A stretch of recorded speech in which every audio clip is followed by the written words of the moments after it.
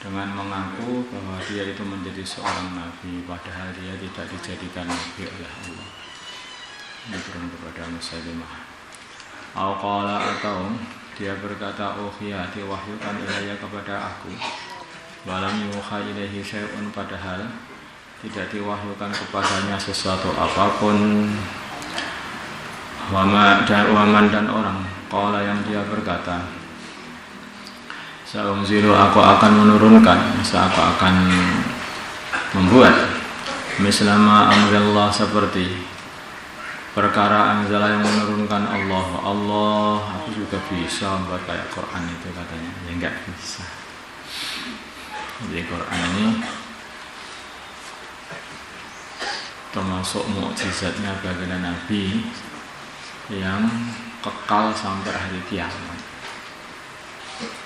Quran ini tidak dapat ditirukan, mulai dari susunannya, hikmahnya, dan semua kehebatan-kehebatannya tidak dapat ditirukan oleh siapapun, mulai zaman dulu ketika orang masih ahli di dalam sastra Arab sampai zaman sekarang yang modern ini katanya, tapi juga tidak bisa menirukan Al-Quran.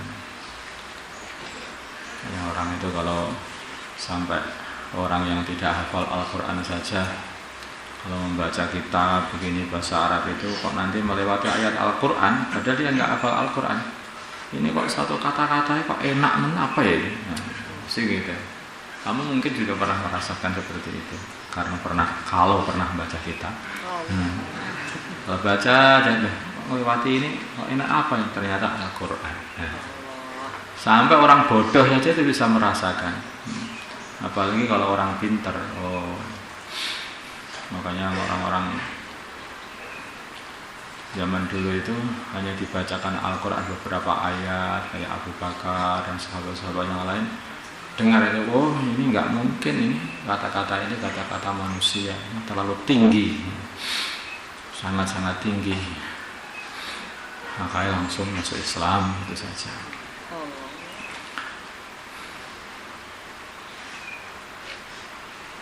Walau tara, kalau kamu melihat wahai Muhammad, idz zalimuna, dikala orang-orang yang zalim, fi ghamaratil mauti, di dalam sakarat mati, wal malaikatu, dan para malaikat itu mereka mengulurkan aydihim, tangan-tangan mereka,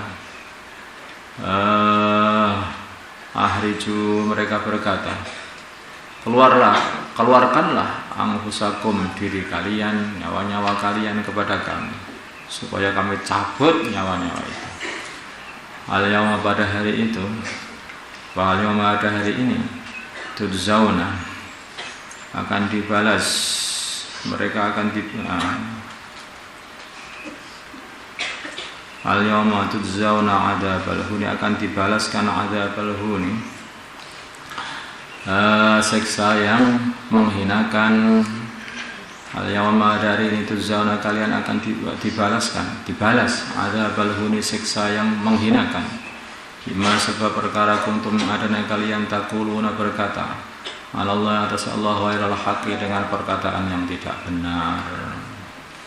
Wa kuntum, dan adana kalian an ayatihi, dari ayat-ayatnya Allah, tastakbirun, bertakabur, maksudnya itu apa namanya?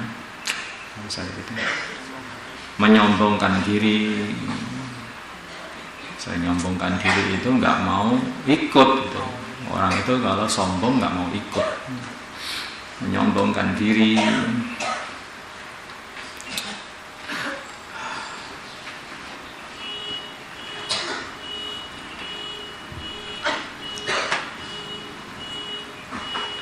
Walaqad syi'tumuna, dan sungguh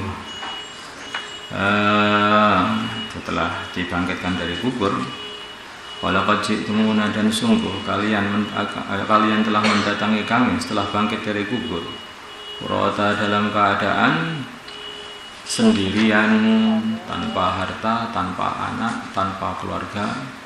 Kama khalaqnakum, seperti kami ciptakan kalian, awal maratin, di permulaan kali, seperti bayi itu, yaitu dalam keadaan tidak pakai pakaian, tidak pakai sandal dalam keadaan belum disunat. Wa taraktum, dan kalian tinggalkan ma perkara khawwalnakum, yang kami berikan kepada kalian daripada harta yang aku berikan kepada kalian pun juga enggak kamu bawa. Nanti setelah bangkit dari kubur itu, orang itu akan datang kepada Allah dalam keadaan sendirian. Dia tidak ngurus keluarganya, tidak ngurus hartanya, tidak ngurus anaknya. Mana hartaku, mana anakku, mana keluargaku? Enggak. Ya, sendirian, dan ketakutan dengan sendirian juga karena mau diurus oleh Allah. Semua yang dikumpulkan habis-habisan sampai capek selama di dunia, yaitu harta ini, tinggal prung dah. Wara'a zuhurikum, di belakang punggung-punggung kalian di dunia sana. Dan mereka tidak bisa menolak seperti itu. Wa ma nara, dan kami tidak melihat ma'akum bersama kalian syufa'akum, pembela-pembela kalian, yaitu berhala-berhala kalian yang kalian anggap dapat membela. Tidak apa-apa, masih nyembah berhala atau yang dianggap Tuhan itu. Ternyata setelah sampai di akhirat, mereka semuanya tidak bisa membela alladzina, yaitu Tuhan-Tuhan, za'amtum, yang kalian anggap annahum mereka, fikum, di dalam kalian, syuraka'u, sebagai sekutu-sekutu Allah. Menganggap mereka itu menurut kalian sebagai sekutu-sekutunya Allah SWT, sehingga kalian sembah mereka itu, kalian harapkan dapat membela kalian. Ternyata itu hanyalah nama-nama yang tidak ada yang dinamakan hakikatnya. Nama-nama yang omong kosong saja. Ini Tuhan lautan, ini Tuhan daratan, ini Tuhan Tuhan hujan, macam-macam Tuhan, banyak sekali. Banyak sekali Tuhan, dianggap itu dapat mensyafaat. Ternyata tidak habis semuanya. Itu hanya nama-nama yang kalian karang sendiri, setelah dikarang kemudian kalian sembah sendiri. Seperti hanya berhala-berhala yang kalian buat sendiri, yang ukir sendiri, setelah jadi disembah sendiri. Nah, Tuhan kok yang membuat, yang menyembahnya. Sebelum ada Tuhannya, sudah ada yang menyembahnya. Buat dulu Tuhan, mau apa? Membuat Tuhan. Nah, kok kamu nggak menyembah pembuat Tuhannya saja? Ya siapa? Ya kamu sendiri itu. Tuhan kamu yang buat, gimana? Laqad taqatta'a, sungguh telah terpisah-pisah, terputus-putus, bainakum, di antara kalian, maksudnya terputus-putus hubungan kalian. Wa dhalla, dan telah hilang antum, dari kalian, ma kuntum tas'umun, apa yang dulunya kalian kira dapat mensyafaatinya. Tidak, hubungan kalian dengan berhala-berhala kalian, Tuhan-Tuhan palsu kalian, semuanya itu semuanya sudah habis, hilang semuanya. Tinggal satu saja, yaitu Allah Subhanahu wa taala. Dulu ketika di dunia, apakah kalian mentaatinya, menyembahnya? Nah, kalau tidak, ya padahal Tuhan ini hanya satu, hanya Allah. Bumi milik Allah, langit milik Allah, dunia milik Allah, akhirat milik Allah. Sekarang datang, kamu pun juga diciptakan oleh Allah. Kalian juga diciptakan oleh Allah, dihidupkan oleh Allah, dimatikan Allah, dibangkitkan kembali oleh Allah, kembali kepada Allah. Kemudian mau apa? Sinilah orang akan jadi menyesal semenyesal-nyesalnya pada waktu itu. Itu sudah tidak ada tempat untuk kembali lagi ke dunia. Hidup di dunia ini sekali salah, udah hancur terusnya. Hidup itu hanya sekali, makanya jangan dihambur-hamburkan waktu kita di dunia ini untuk perkara yang tidak ada faedahnya. Ini para ulama zaman dulu itu saking merasa yaitu ngimannya pada waktu yang ada di dunia ini, sehingga mereka itu sampai makan pun tidak dikunyah. Mereka makan masuk telan.